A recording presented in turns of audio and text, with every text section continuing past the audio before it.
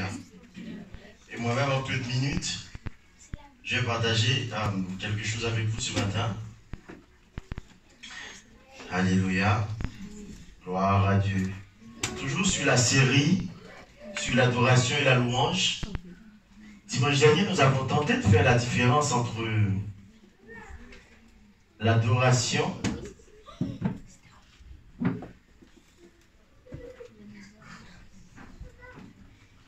et la louange. Nous avons dit que adorer Dieu, c'est reconnaître les qualités de Dieu. C'est mettre l'accent sur la nature même de Dieu. Alors que louer Dieu, c'est reconnaître ce que Dieu a fait dans notre vie. Autrement dit, adorer Dieu, c'est adorer l'être. Et louer Dieu, c'est reconnaître ce que Dieu a fait. Amen. Amen. Et dans le psaume 148, nous avons vu que tout dans la nature doit louer Dieu. Mais tout n'est pas appelé à adorer Dieu. Non. Autrement dit, Dieu attend de la louange de la part de toute créature. Mais il n'attend pas de l'adoration de la part de tout le monde. Non.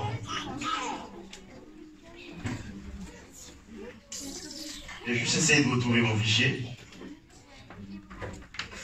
Mais ce matin, pourquoi? Parce que même les cailloux doivent louer Dieu. Alors que pour adorer Dieu, tu dois être né de nouveau. Parce qu'il faut que ceux qui l'adorent en esprit et en vérité. Voilà pourquoi un frère peut venir ici, même s'il est dans l'adultère, il est en train de louer Dieu. Mais il ne pourra jamais adorer. Parce que l'adultère ne peut pas adorer Dieu. Amen. Mais il a le droit, même s'il est dans l'adultère, de lever la main et de dire Seigneur, merci parce que tu m'as créé. Alléluia. Il a le droit, même s'il est dans l'homosexualité, de lever la main et de dire Seigneur, je reconnais que toi, tu m'as créé. Alléluia. Est-ce qu'on peut aller plus loin ce matin? Gloire à Dieu. Et nous avons vu que l'adoration peut être considérée comme un sacrifice. Et la louange également. Dimanche dernier, on a pu mettre l'accent sur le sacrifice de louange. Hébreux 13, verset 15. Et ce matin, nous allons encore continuer toujours dans la même veine. C'est-à-dire dans la même logique de la différence entre adoration et louange. Et nous allons voir dans le psaume 95,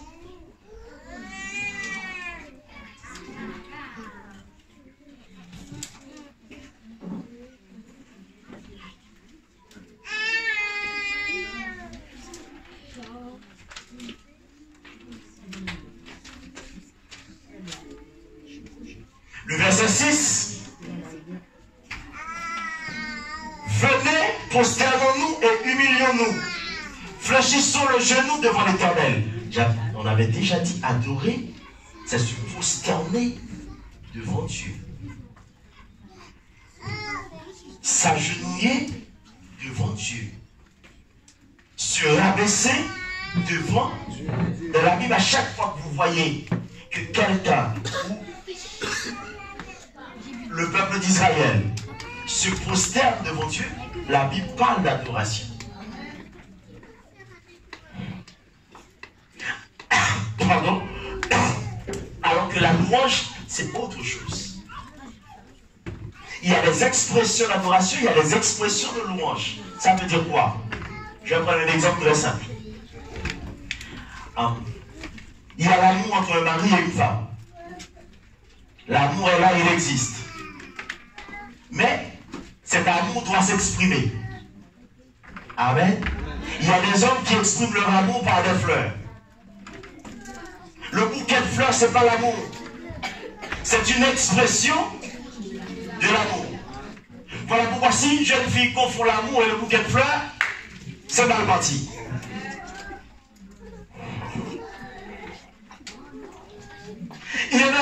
c'est pas des cadeaux. Donc Marie, c'est pas des petits mots, des petits textos bien écrits, avec des mots très doux. Je parle à quelqu'un ce matin. Amen. Je parle à une jeune fille qui a l'habitude de recevoir ce genre de choses ce matin. Amen. Tout ça, ce sont des expressions. Mais ce n'est pas l'amour en vrai. Et l'adoration, c'est l'expression de notre amour pour Dieu. Si tu dis que tu aimes Dieu, tu dois l'adorer. Parce que quand tu adores Dieu, tu es en train d'exprimer ton amour pour lui.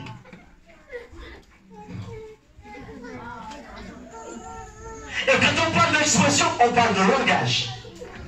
Voilà pourquoi il y a des langages pour exprimer. Parfois, on aime une jeune fille et on doit trouver une manière, des choses à dire pour qu'elle soit convaincue que tu l'aimes vraiment.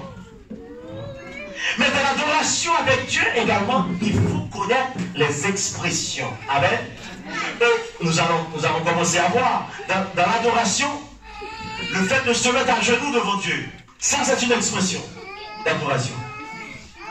Le fait de se prosterner, ça, c'est de l'adoration. Amen. Et je vais continuer. Dans Habakkuk 2, verset 20, la Bible nous parle, l'Éternel est sous 7 ans. Que toute la terre fasse l'une des expressions parfois, l'une des expressions très puissantes, très fortes pour adorer Dieu, c'est le silence. Mais beaucoup de gens à l'église ne connaissent pas le silence comme une forme d'adoration. Parfois, tu es dans l'adoration devant Dieu, tu ne trouves plus de mots, tu ne dis rien, tu fermes la bouche, tu restes là devant Dieu, dans le silence total et complet.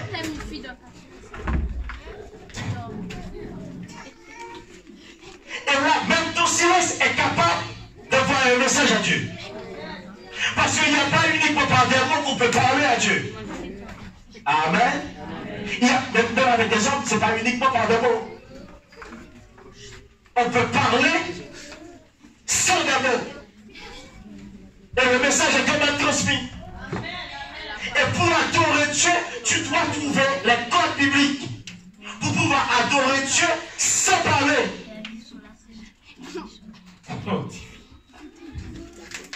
Nous avons dit que adorer, chanter, c'est pas ça la véritable adoration, non.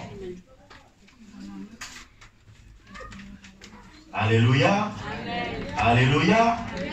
Par le silence. Mais la louange également, parce que là nous sommes en train de mettre en parallèle l'adoration et la louange. La louange également a des expressions. Amen.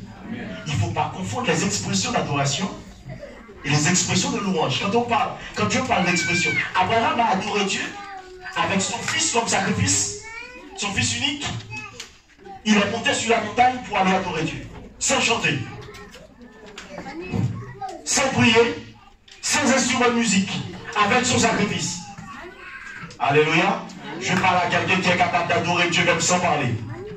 Je parle à une vie qui est capable de se présenter devant Dieu comme un sacrifice vivant, sain et agréable à Dieu. Tout dans ta vie et dans l'adoration devant Dieu. Alors que la louange, c'est autre chose. Alléluia. Le psaume 149. Nous allons terminer. Le psaume 149.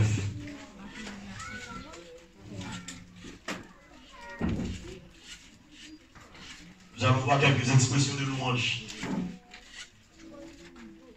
Louez l'Éternel. Chantez à l'Éternel un cantique nouveau. Voilà une expression de louange. Chantez. Chantez. Chantez à l'Éternel un cantique nouveau. Nous allons continuer très rapidement. Qu'Israël se réjouisse en celui qui l'a créé. Que les fils de Sion soient dans l'allégresse à cause de leur roi. Qu'ils louent son nom avec des danses. Dansez. Qu'il loue son nom avec des danses. Danser, c'est une expression de louange.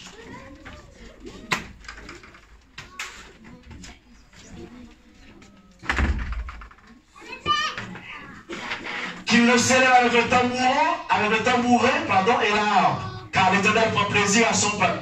Les instruments, jouer des instruments de musique. Quand tu commences à jouer,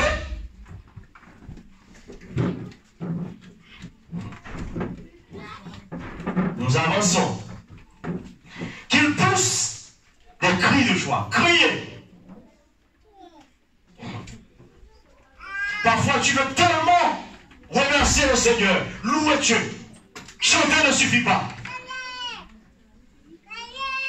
Tu dois crier par rapport à ce que Dieu a fait dans ta vie. Par rapport à ce que Dieu a fait pour ta maison. Par rapport à la manifestation de la puissance de Dieu, chanter ne suffit pas. Tu te mets à crier.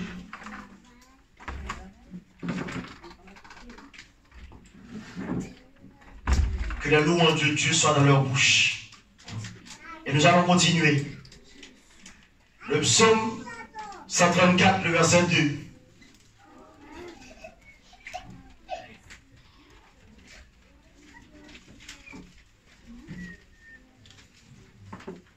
Élevez vos mains vers le sanctuaire et bénissez l'Éternel. Ça, c'est une expression de louange. Alléluia. Il y a des gens qui viennent à l'église, la dirigeante leur dit, levez vos mains. Alléluia.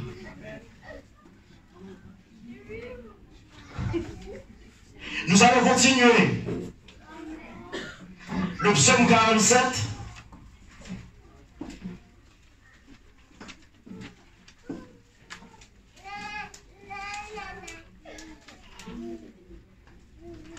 Vous tous, peuple, battez, battez, battez, battez des mains. Poussez vers Dieu des cris de joie. Car l'Éternel le Très-Haut est redoutable. Il est un grand roi sur toute la terre. Battez des mains.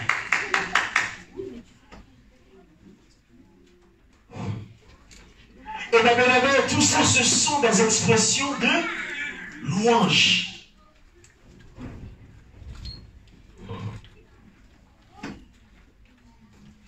Et je vais terminer avec quelque chose. Je dois vous dire que Satan n'est même pas intéressé par la louange. Ce qui l'intéresse, c'est l'adoration. Amen. Amen. Matthieu chapitre 4.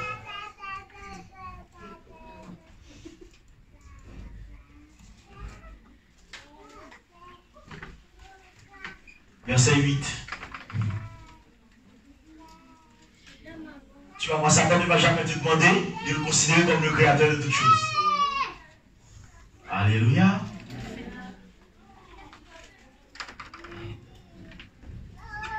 Matthieu 4. Le diable transporta Jésus encore sur une montagne très élevée, lui montra tous les royaumes du monde et leur gloire. Et il dit à Jésus, je te donnerai toutes ces choses si tu te prosternes et m'adores. Si tu te prosternes et m'adores. L'homme a été proclamé pour adorer Dieu. Tu as été proclamé pour adorer. C'est pourquoi si tu n'adores pas Dieu, tu vas t'adorer toi-même. Si tu n'adores pas toi-même, tu vas chercher quelque chose à adorer sur la terre. Parce que de ta proclamation, tu es né pour adorer. Et Satan ne cherche même pas la louange. Il ne cherche pas à ce que tu commences à battre des mains comme ça, non. Mais lui, ce qui l'intéresse chez toi, c'est l'adoration. Amen. Amen. Parce qu'il n'a pas demandé à Jésus la louange. Non.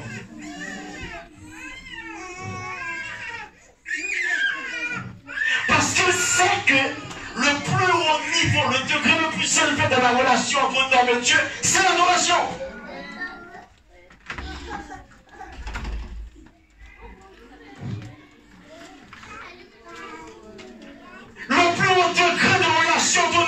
Dieu, c'est pas le service. Tu peux travailler 50 ans pour Dieu. Parfois, on rencontre des gens qui ont créé 50 églises sur 5 continents.